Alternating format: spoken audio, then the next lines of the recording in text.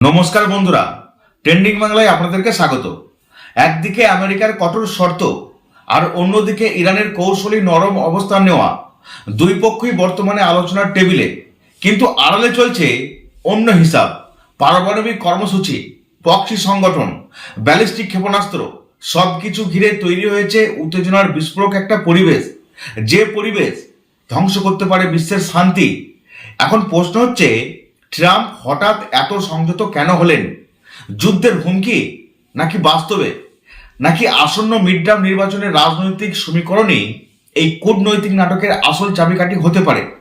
মার্কিন president Donald Trump ইরানের বিরুদ্ধে সম্ভাব্য সামরিক পদক্ষেপের জন্য ব্রিটেনের একটা বায়ুসেনা ঘাঁটি ব্যবহার করতে চেয়েছিলেন। দক্ষিণ পশ্চিম ইংল্যান্ডের সুইডেনের কাছে রয়্যাল এয়ারফোর্সের ওই ঘাঁটি থেকে দূরপাল্লার ক্ষেপণাস্ত্র বা সামরিক অভিযান চালানোর পরিকল্পনা ছিল বলে জানা যাচ্ছে। কিন্তু ব্রিটেনের প্রধানমন্ত্রী কিয়ের স্টারমার সেই অনুমতি দিতে অস্বীকার করেছেন ডোনাল্ড ট্রাম্পকে। ব্রিটিশ সংবাদ মাধ্যমের প্রতিবেদন অনুযায়ী এই সিদ্ধান্তে ট্রাম্প খুব রেগে রয়েছেন। ট্রাম্প সম্প্রতি সমাজ মাধ্যমে ইঙ্গিত দিয়েছিলেন যে ভয়ঙ্কর সময়ের অবসান ঘটাতে ওই ঘাঁটির প্রয়োজন ছিল। বিশ্লেষকদের মতে এই মন্তব্যে তিনি ইরানের বর্তমান শাসন ব্যবস্থা, বিশেষ করে দেশটির সর্বোচ্চ ধর্মীয় নেতা আয়াতোল্লাহ আলী খামেনির নেতৃত্বাধীন ব্যবস্থার দিকেই ইঙ্গিত করেছিলেন। তবে ব্রিটিশ সরকার বিষয়টিকে আলাদা দৃষ্টিতে দেখেছে। 2001 সালের ব্রিটিশ আইন অনুযায়ী কোনো বন্ধু দেশ ব্রিটেনের ঘাঁটি ব্যবহার করে সামরিক অভিযান চালালে সেই অভিযানের দায়ভার ব্রিটেনকেও ভাগ করে নিতে হতে পারে। কিন্তু শর্ত হলো, আগাম ব্রিটেনকে জানিয়ে সম্ভাব্য হামলার ক্ষেত্রে যুক্তরাষ্ট্র আগাম ব্রিটেনকে অবহিত করতে বাধ্য নয়। এমন আশঙ্কা থেকেই লন্ডনের সরকার এই অনুমতি দেয়নি।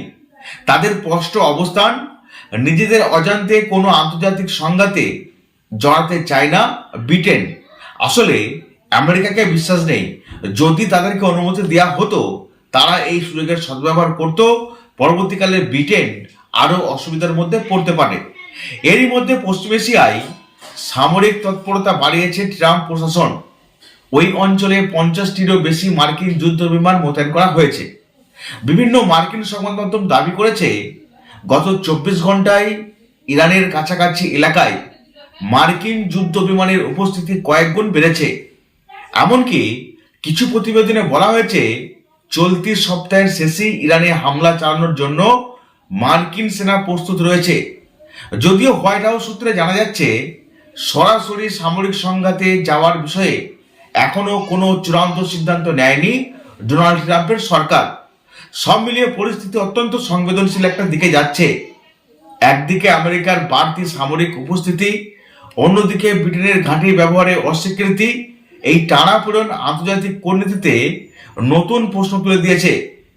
যুক্তরাষ্ট্র এবং যুক্তরাজ্যের মতো ঘনিষ্ঠ বন্ধু দেশের মধ্যেও এমন মতপার্থক্য তৈরি হওয়া গোটা বিশ্ব রাজনীতির জন্য তাৎপর্যপূর্ণ ইঙ্গিত বহন করছে। বিশ্ব রাজনীতির এই টানাপোড়েন এখন এক নতুন মোড়ে দাঁড়িয়ে। এই পরিস্থিতিতে ইরান খুব ভালো করেই বোঝে যে যদি তারা আমেরিকার স্বার্থের বিরুদ্ধে যায়, তাহলে আমেরিকা যুদ্ধের পথ বেছে নিতে পিছুপা হবে না। তাই একদিকে ইরান আলোচনা টেবিলে বসছে, শান্তি আলোচনায় অংশ নিচ্ছে, চেষ্টা করছে কিভাবে এই অচলাবস্থা থেকে বেরোনো যায় বা আমেরিকার চাপের মধ্যে থেকেও নিজেদের অবস্থান কিভাবে ধরে রাখা যাবে।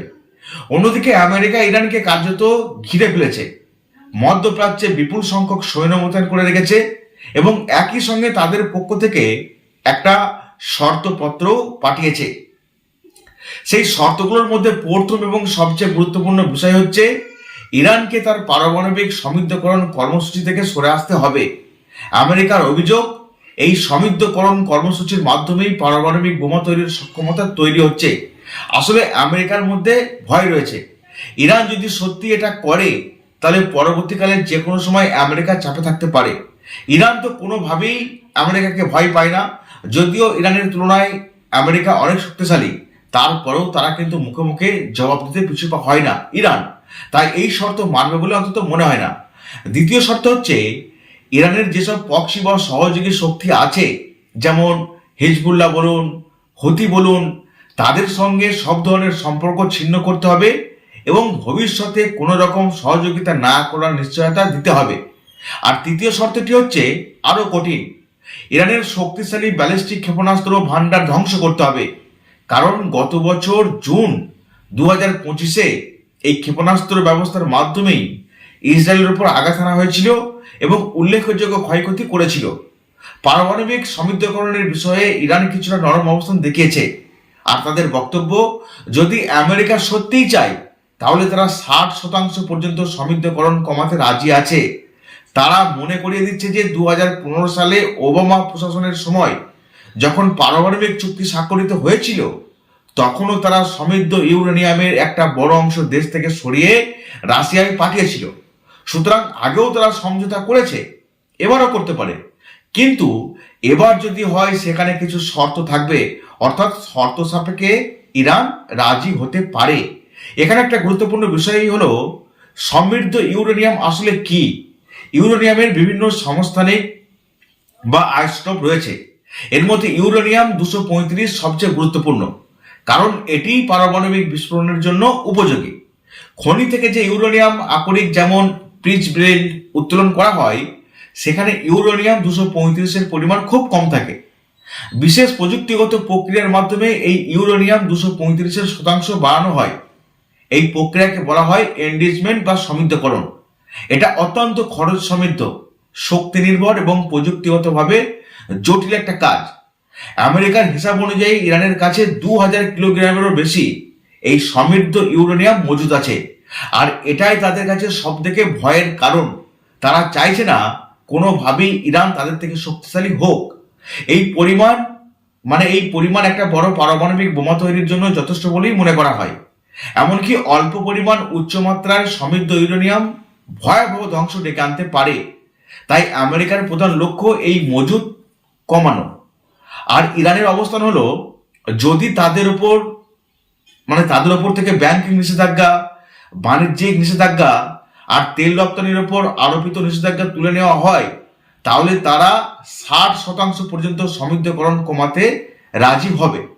তবে ব্যালিস্টিক ক্ষেপণাস্ত্র এবং প্রক্সি শক্তির প্রশ্নে ইরান কিন্তু এখনো অনড়। তাদের যুক্তি, এই শক্তিগুলো ছাড়া তারা নিজেদের নিরাপত্তা নিশ্চিত করতে পারবে না। যদি তারা সবকিছু ছেড়ে দেয় তাহলে ভবিষ্যতে আমেরিকা বা অন্য কোনো শক্তি সহজেই তাদের উপর হামলা চালাতে পারে। কেননা আমেরিকাকে বিশ্বাস করে তাদেরকে ভবিষ্যতে ঠকতে হবে, তারা এটা বুঝতে পেরেছে। তাই তারা বর্তমানে আমেরিকার এই শর্তে রাজি হবে বলে অন্তত মনে হয় না। তাই এই দুই বিষয়ে তারা আপোষ করতে রাজি হবে না। এদিকে হোয়াইট হাউসের সিচুয়েশন রুমে একাধিক বৈঠক হয়েছে। প্রেসিডেন্টের ঘনিষ্ঠ মহলের সঙ্গে আলোচনা হয়েছে এবং মুখপাত্র বাইরে এসে জানিয়েছে যে কূটনৈতিক পথ এখনো খোলা আছে, তবে প্রয়োজনে কঠোর পদক্ষেপও নেওয়া হতে পারে। প্রেসিডেন্ট ট্রাম্প প্রকাশ্যে বলছেন যে আলোচনায় প্রথম পছন্দ তাদের, কিন্তু তিনি প্রয়োজনে অ্যাকশন নিতেও পিছুপা হবেন না। আসলে আমেরিকাকে বিশ্বাস নেই, ডোনাল্ড ট্রাম্পের কথাতেও বিশ্বাস নেই। আর এখানেই বড় প্রশ্ন উঠে আসছে যে ট্রাম্প এতদিন আগ্রাসী অবস্থান নিয়েছিলেন, তিনি হঠাৎ এত হিসেবি এবং সংযত কেন হলেন? এর পিছনে বড় কারণ হচ্ছে 2026 সালের মিড টার্ম নির্বাচনটা। আমেরিকায় প্রেসিডেন্টের মেয়াদ 4 বছর হলেও প্রতি 2 বছর অন্তর কংগ্রেসের নির্বাচনটা সেখানে হয়। আর এই মধ্যবর্তী নির্বাচন থেকে বোঝা যায় জনগণ বর্তমান প্রশাসনের কাজকে কতটা সমর্থন করছে। আমেরিকার শাসন ব্যবস্থা প্রেসিডেন্সিয়াল পদ্ধতির। প্রেসিডেন্ট সরাসরি নির্বাচিত হন এবং 4 বছরের জন্য পদে তিনি থাকতে পারেন। তবে তাকে অপসারণের একটা সাংবিধানিক পদ্ধতি আছে, ইমপিচমেন্ট বা মহাঅভিযোগ। এই প্রক্রিয়া শুরু হয় হাউস অফ রিপ্রেজেন্টেটিভ থেকে, যেখানে সাধারণ সংখ্যাগরিষ্ঠতায় ইমপিচমেন্টের প্রস্তাব পাস হতে পারে। এরপর সিনেটে 2/3 ভোটে সেটা অনুমোদিত হলে প্রেসিডেন্টকে পদ থেকে সরানো সম্ভব। বুঝতে পারছেন ব্যাপারটা কতটা সিরিয়াস পর্যায়ে রয়েছে এই মিড টার্ম নির্বাচনের জন্য। হাউস অফ রিপ্রেজেন্টেটিভসে 435 জন সদস্য থাকেন যাদের মেয়াদ হয় 2 বছর। সিনেটে 100 জন সদস্য থাকেন, প্রতিটা অঙ্গরাজ্য থেকে 2 জন করে, যাদের মেয়াদ হয় 6 বছর। আর এই মিড টার্ম নির্বাচনে সিনেটের 1/3 সদস্য নির্বাচন হয়। পাশাপাশি বহু অঙ্গরাজ্যের গভর্নর, শহরের মেয়র এবং স্থানীয় প্রশাসনের নির্বাচনও এই সময়ে অনুষ্ঠিত হয়। তাই ট্রাম্প 2024 সালের প্রেসিডেন্ট নির্বাচিত হলেও 2026 সালের মিড টার্ম নির্বাচনে তার দল রিপাবলিকান পার্টির ভালো ফল করা অত্যন্ত গুরুত্বপূর্ণ। যদি কংগ্রেসে ডেমোক্রেটিক পার্টির সংখ্যাগরিষ্ঠতা পায় তাহলে তারা প্রেসিডেন্টের বিরুদ্ধে ইমপিচমেন্ট প্রক্রিয়া শুরু করতে পারে। যদিও ইতিহাসে এখন পর্যন্ত কোনো মার্কিন প্রেসিডেন্টকে চূড়ান্তভাবে ইমপিচমেন্টের মাধ্যমে সরানো হয়নি, তবুও এই প্রক্রিয়ার রাজনৈতিক অভিঘাত অত্যন্ত বড়। আসলে ডোনাল্ড ট্রাম্পের মনে একাধিক ভয় রয়েছে এই মিড টার্ম নির্বাচনকে ঘিরে। আর এই সময় যদি ইরান এবং আমেরিকার সংঘাত তীব্র হয়ে যায় এর প্রভাব একটা পড়বে। রিচার্ড নিকলসনের উদাহরণ এখানে প্রাসঙ্গিক। ওয়াটারগেট কেলেঙ্কারির সময় তার বিরুদ্ধে ইমপিচমেন্ট আসন্ন ছিল এবং শেষ পর্যন্ত তিনি পদত্যাগ করতে বাধ্য হয়েছিলেন। সব মিলিয়ে বোঝা যাচ্ছে ট্রাম্প প্রশাসনের বর্তমান কৌশল কেবল আন্তর্জাতিক কূটনীতি নয়, আভ্যন্তরীণ রাজনৈতিক হিসাব নিকাশের সঙ্গেও গভীরভাবে যুক্ত হয়েছে এই ব্যাপারটা।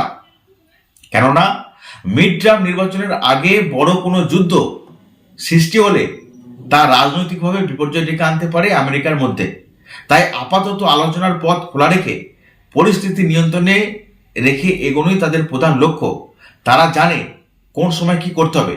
আসলে ইরান তাদেরকে এখনো পাত্তা দিচ্ছে না, যদিও তাদের ক্ষমতা কম আমেরিকার তুলনায়, কিন্তু আমেরিকার আভ্যন্তরীণ ব্যাপারটাও তাদেরকে অনেক ভয় রেখেছে, মানে ডোনাল্ড ট্রাম্পকে। আর এই অবস্থায় সত্যি কি কিছুদিনের মধ্যে ইরানে আক্রমণ করতে পারে?